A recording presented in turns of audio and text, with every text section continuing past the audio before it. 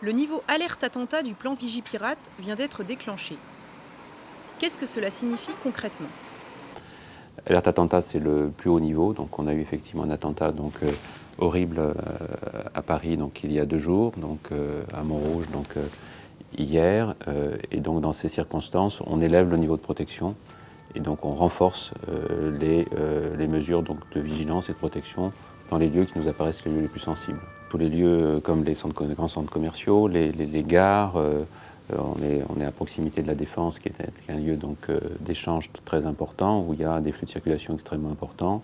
Et donc sur ces lieux-là, on demande de renforcer les capacités de protection. Alors chaque opérateur, un centre commercial, a des forces, a des moyens de sécurité, a des moyens de surveillance. Donc on demande à ces centres de renforcer leur niveau de protection. Ça se traduit par des fouilles aux entrées des magasins, des inspections visuelles de sacs.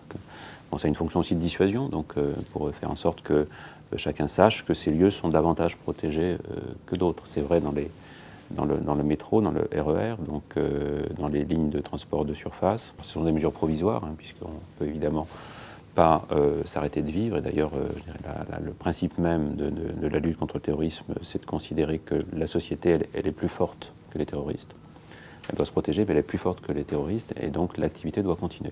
Même si l'intensité du plan Vigipirate est amenée à diminuer dans les jours qui viennent, en fonction effectivement de l'évolution des menaces, l'exigence de protection reste inscrite dans la durée, parce que la France est un pays de liberté, qui n'a pas peur de défendre la liberté, y compris à l'extérieur de ses frontières, et que ces engagements de la République française à l'extérieur créent aussi des vulnérabilités pour notre pays. Mais c'est la fierté de la France que d'être capable aussi d'affirmer sa liberté à l'intérieur et aussi à l'extérieur, et d'être aussi un pays de liberté dans ses combats.